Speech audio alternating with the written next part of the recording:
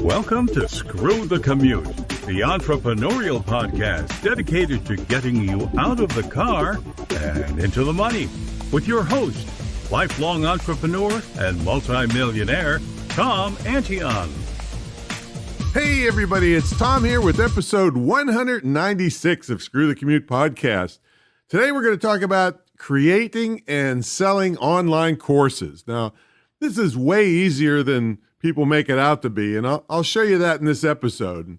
And I'll also have a little bit on how to sell your course. Now, the same techniques apply to sell anything online. So you can check my other episodes if we go deeper into sales techniques, but I'll give you a little bit during this episode. And I'll also throw in a few numbers from just one of my online courses to wet your whistle a little bit about how lucrative simple courses can be.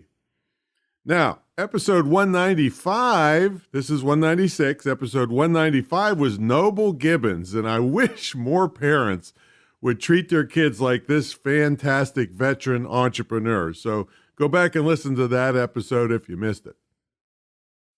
All right, our podcast app's in the App Store. You can do lots of cool stuff conveniently right from your mobile device and save all your favorite episodes and all that stuff. So check that out at screwthecommute.com/app. That's screwthecommute.com/app.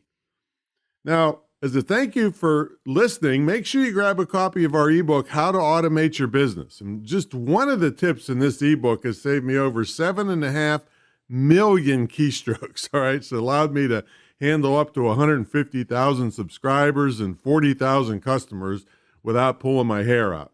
And we sell this book for $27, but it's yours free as my thanks for listening. And while you're on the download page, I got another thing that you're going to want to download, especially for this episode, because it has to do with audio.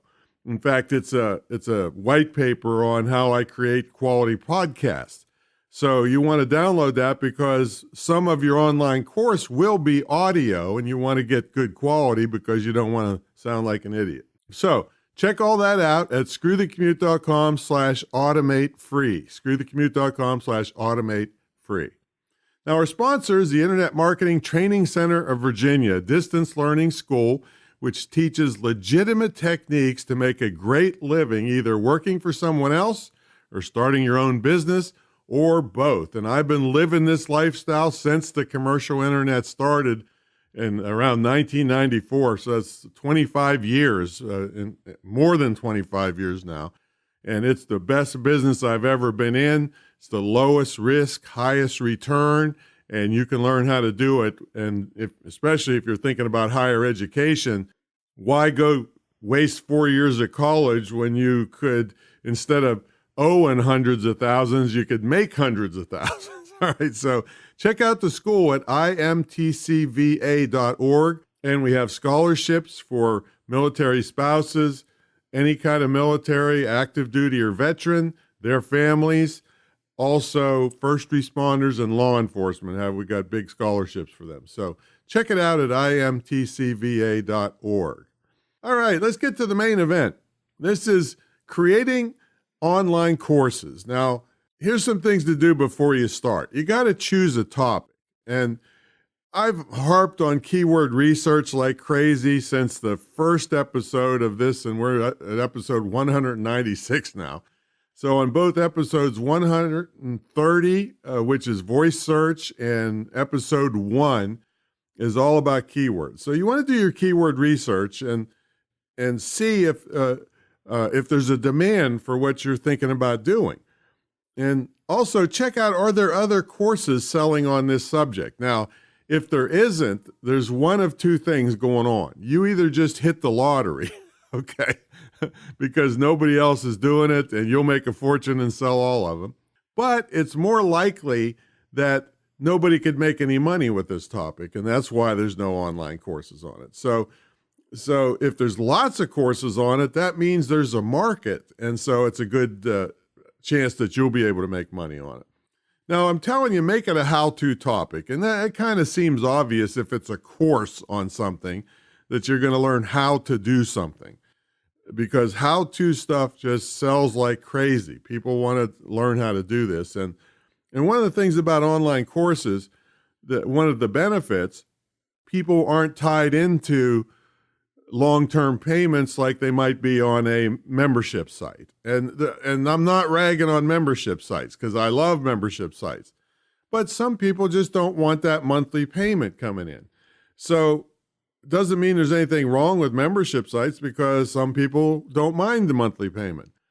But if you only have a membership site or you only have an online course, you're missing the other people the people that want an online course, want the information on a specific topic now and are willing to pay for it.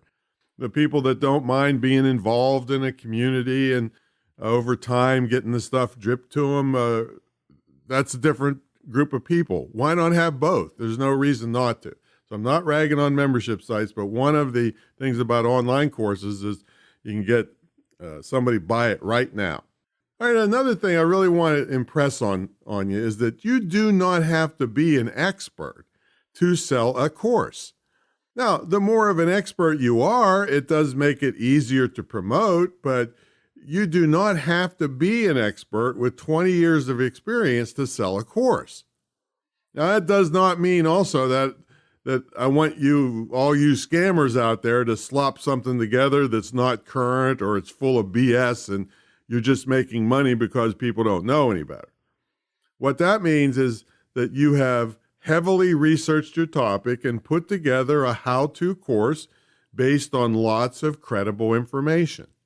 You don't have to be 20 years doing it, but the more you do it, the more intricate you can make the course because you've got personal experience involved. But I've sold stuff that I'm not great at myself, but I know that it works. I've researched it heavily. I've checked with other people to make sure it works and get tips from them. And then I put together a course. All right. There's nothing wrong with that as long as it's quality information that's current. All right. Outline your course. And I'm talking, this is before you start the thing. And I'm going to talk about a really easy way to do this later, but I want you to start thinking whether you have enough information or you can research enough and there's enough substance for your course. I mean, if it's a really short course, you could still sell it, but it just would be cheaper. That's all. All right, the next topic is picking a learning platform. Now, what's a learning platform? Well, a learning platform is how the course is delivered. You know, if it's video, audio, multimedia, how they go through the course. I'm going to get into this a little deeper here shortly, but that's the word platform is just a fancy word for how it's delivered. Now, if you choose your learning platform first, you can be building your course in the learning platform as you go. And before I rattle off a bunch of them, and it's not going to be a comprehensive list because they're coming out all the time, I will tell you I have never used any of them. Okay, I use a simple WordPress site with wish list member and a couple other plugins to automate the whole thing, and that's it. Now, all the ones below will have monthly fees ranging from a little bit more than my method, which is a kind of a one-time fee, or a very tiny like monthly or yearly fee to make it work, to a lot more. I mean, some of them are like $499 a month. Crazy. All right, so here's some of them. Udemy, and we'll have these so I don't have to spell them all for you. We'll have them in the show notes. Teachable, Thinkific, Podia, Ruzuku, LearnWorlds, LearnDash, WizIQ, Zippy Courses. And I also put a link in there to a whole list of somebody that talks about the pros and cons of each one. But you know, it's up to you to pick one that makes sense for you and it's in your budget range. Now, one of the words you'll see LMS a lot of times. That stands for Learning Management System. So if you hear me say LMS, that's what I'm talking about. They have all kinds of different features in these things. Like the students can take notes, they can perform exercises, they can complete exams to test their knowledge. And you don't have to build a website for this. Like I said, this is what you pay for with these things, as opposed to making your own site. The course software is you can upload your stuff to it easily. Usually, you can edit the look and feel of the classes. Like I said, it just makes it a little bit easier to do the things you could do much cheaper with WordPress and a couple plugins. Some of them have marketing features. They have course completion certificates and things like that. And the question you have to answer is how you, or is will you use all these features, and are they worth the money? See, I personally have bought tons of online courses, and never once have I cared about a certificate. Now, the graduates of my actual licensed school, it's a certificate school, so it makes sense for me to be able to generate certificates for them. All right, so anyway, you got to pick a place to have this, or either do it yourself with WordPress. All right, developing your course. So let's get back to that thing about outlining your course. This is a super duper trick, especially if you've chosen a topic that there's a lot of stuff for sale on this topic. It's my pizza shop theory. There's a big demand for pizza in the world. If you do a good job at making pizza, you get your fair share of the business. If somebody else is already out there, they've thought a lot of this stuff out for you already. So this is my Amazon look-in trick. So if you go to Amazon.com and search for your topic, books come up on your topic. And there's a little thing above the icon for the book that says look in. Well, you click on the book cover, and you can look at the first part of the book, or sometimes they have excerpts throughout the book, but you always get to see the table of contents. All right. Well, right there, you do this for 3 or 4 books, you'll have a massive outline of the types of topics that need discussed for that book. And in fact, I usually buy some of them because, nobody's invented the wheel. All right. So you can read these other books. You can reference them in your course if you want. Great. You can put an affiliate link to the book you bought to make your money back from that book. So doing your research, a lot of people have done it for you. So that's an easy way to get your outline, is to look at table of contents is through the look-in function of Amazon. Now, the main thing is that when you make a course, that things are in logical order. I mean, I've had people tell me they thought I majored in instructional design or something. No, I majored in coming from a small town where we had common sense. And we simply put things in proper order. Now, multimedia is best. Now, this means you want stuff in different formats. Now, my Copywriting 901 course has video, PDF, audio, plus tons of samples of everything I talk about in the course. Now you can have activities or even games. Now, gamification is a big thing. There are many good gamification techniques to get people engaged with your content to make sure they consume it. Now, that's another issue. See, if they don't use or what is called consume your content after they bought it, they probably won't buy anything else from you. So do whatever you can to get them involved in your training. Now, I'll talk a little bit more about gamification later, but I think it's episode 208 coming up. We'll cover more in-depth gamification. Now, the next topic is drip or no drip. Now, drip means that people buy something and then they get a little piece of it every so often as they go. And that can make sense sometimes, and people can be okay with that sometimes. I particularly don't like that. I want to get everything all at once, and I want to go through it because I'm gung-ho. Some people do the drip method because they're afraid they won't get paid. If they have a market that's a little sleazy and, refunds like crazy, then they might want to only give them a little bit at a time as they go. But for most professional markets, I particularly like to just give them everything. And they may, later I'll talk about financing it for them, but that's a different story. But drip means that you're going to only give them a little bit at a time instead of the whole enchilada.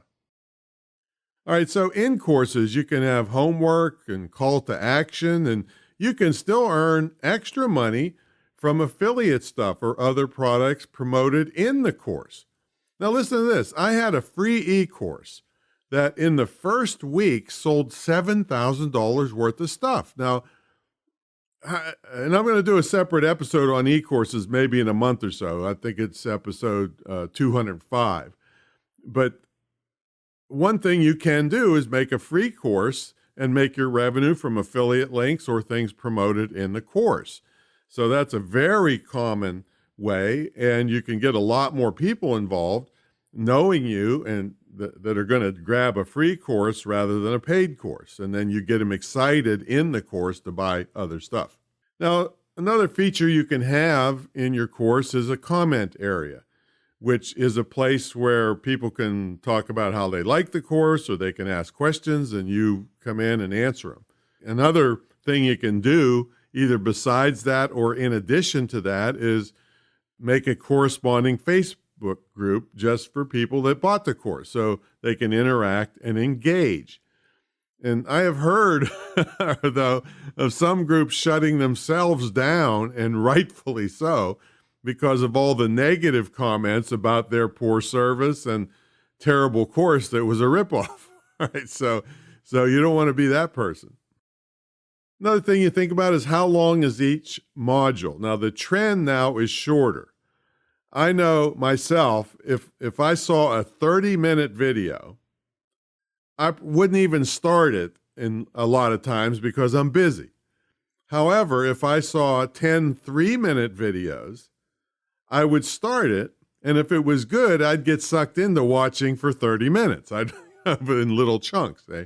So I would say the trend now is shorter. My Copywriting 901 course has some pretty long modules in it, but that was created a few years back. But I would say nowadays keep them much shorter. So now you got to decide on the best way to deliver your content. Now you need to be aware of the different principles of adult learning. Some people want to see stuff. Some people want to listen. Some people want to read. Some people want to touch. Some people want activities to do. So you got to do all of them, is what I say, because you don't want to cut people out. You might be really great at making video, and all you do is video. Well, you're cutting out the people that just can't sit down and watch videos. They're on the run, or they can only do it while they're driving on the way to work or whatever. So having multimedia will mean you will sell more. It can be the same content, just put out in different formats. You got to think about what type of visuals you'll have. Are you going to have a community learning area in the software, or maybe, like I said, a Facebook group? And you need to have a balance of visual, audio, and practical stuff so that everyone is engaged and they can really get a good learning experience, because then they'll buy more stuff from you in the future. All right, now let's talk about getting your course material together. So let's say you're going to start out video. Well, if you're going to create videos, you have some options. You can set up where you are being videoed. Maybe you need to demonstrate how to do something. So you would set up a demonstration set where the camera could see you and your hands doing the demonstration. And in this case, you are in the shot. And by the way, I have in-person video training available, and you can check it out at screwthecommute.com/video weekend. screwthecommute.com/video weekend. Now, you don't even have to be seen at all to put together a great course on video. Now, I'm pretty sure in my Copywriting 901 course, I'm usually only using screen capture video. I don't think I'm seen at all in this extensive course.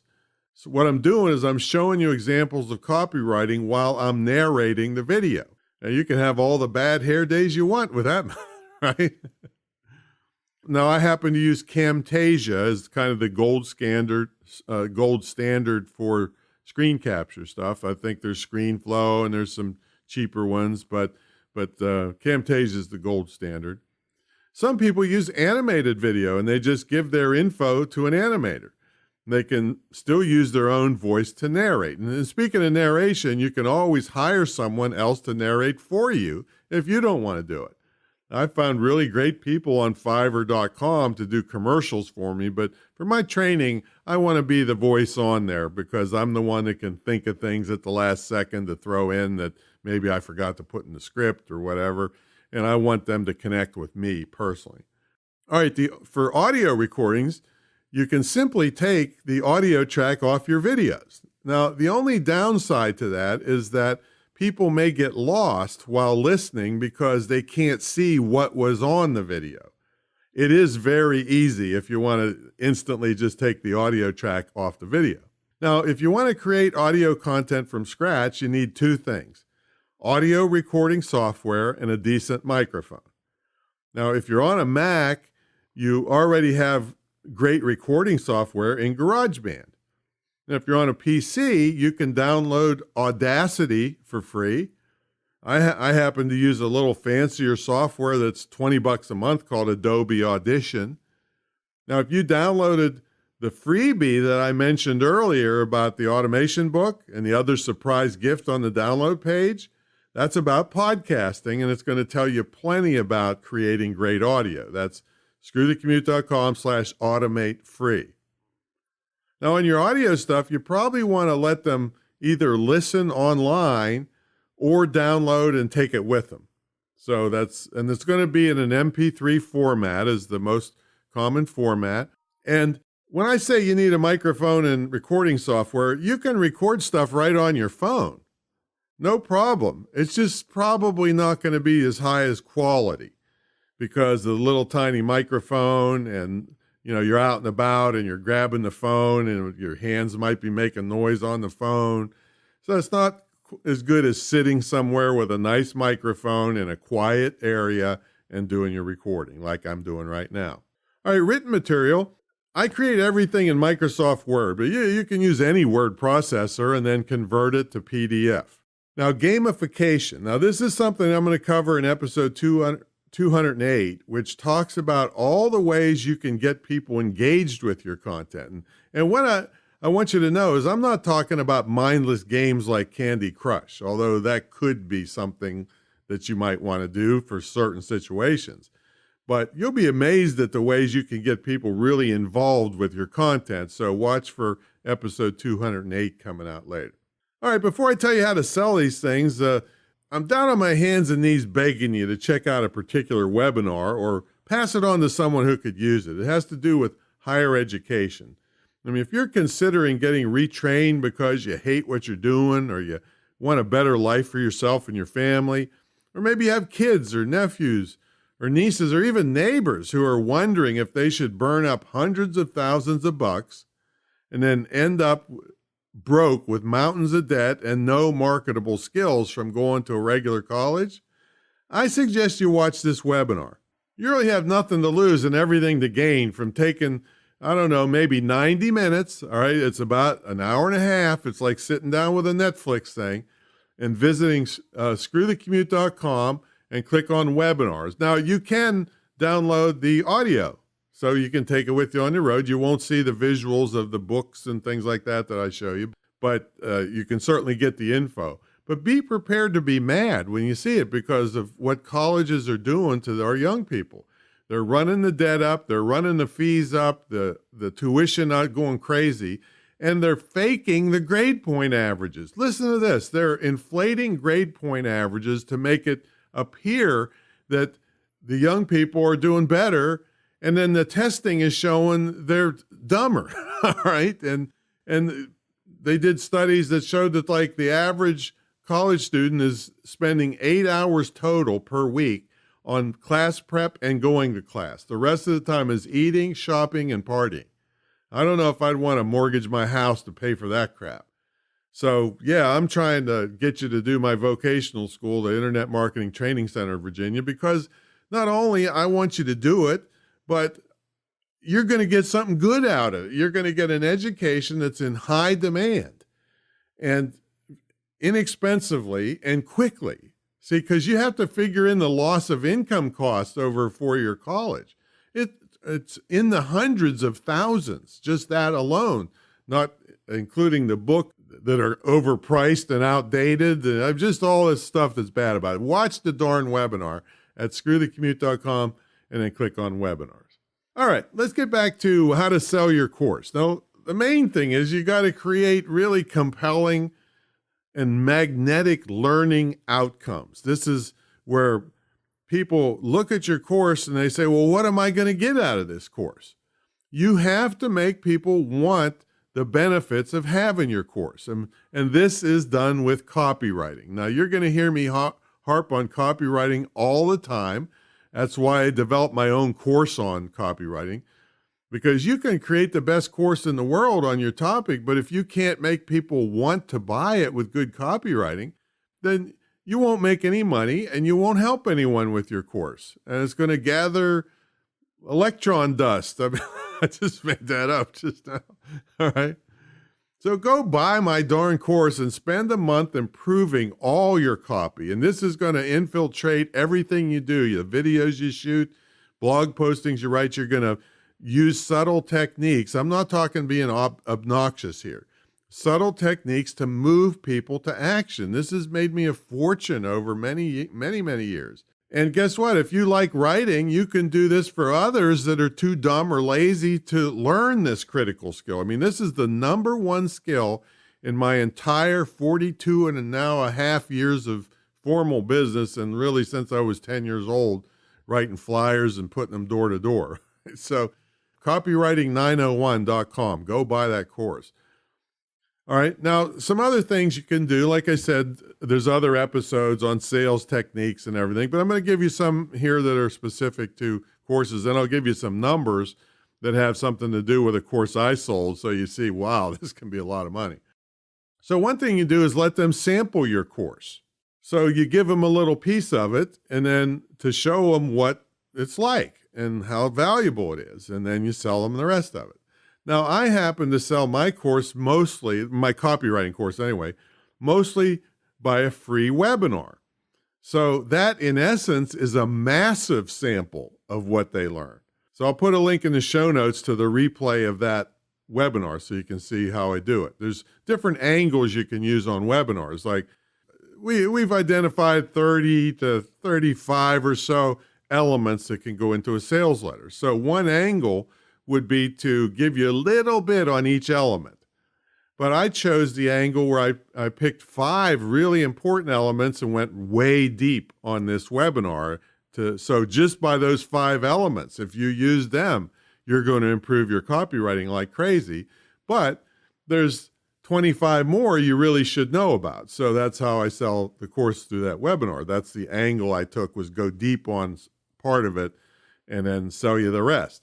Or you can give them a little touch on each one and then sell them the whole thing to go deep on all of them. All right, so that's just different angles on webinar selling.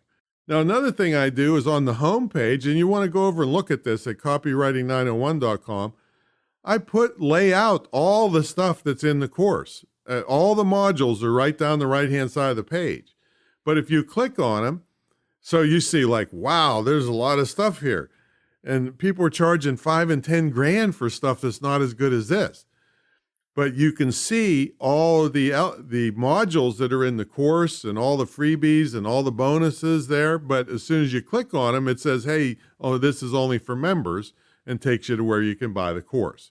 So you want to do that. Show them the whole course and say, wow. But every time they click, because they want to see something, they can't until they buy the course. Let's see. So throw in bonuses. And one of the bonuses I throw in that everybody tells me I'm crazy, except I'm the one raking in the money, is consultations. Nobody will talk to anybody anymore. They want to sell you everything. They want the most money with the least value that they give you. So I put in consultations almost always with my products. And here's the thing, folks. Couple things, and this is not my fault. It's just I'm using it to my advantage. If you offer a consultation, only a small percentage of people will take advantage of them. I mean, if I had to give all the consultations I owe, I'd have to hide out in Mexico, okay? But if somebody calls, I give them the consultation. And here's the thing. The people that actually call for their consultations are the most gung-ho people, the most going to get the most success, going to brag about you to all their friends and colleagues. and going to buy more stuff from you because they believe in you and they made a connection with you. So consultations, I think you're, they say I'm crazy for giving them. I think you're crazy if you don't. How you like that? All right. Now, another thing, and this is where I'll give you some numbers, finance options. So if you have a course for X amount of dollars, give them a finance option. Now, here's my WordPress e-course, and we'll put a link to that too. This allows you to make world-class websites, like literally you could do it for about $20, but it's going to be more realistically if you really want something really nice for 100 to 150 or so. But you can't even talk to a web designer, a piece of garbage web designer, which most of them are, for $1,500, $2,000, and way above that. See? So this course is $97. I sell it through a webinar, and I give a finance option at the end. Now, let me give you some numbers here. So I think overall we sold about 700 of these, okay, at $97. 180 of those people bought it on a finance option of 3 payments of, I think it was $39.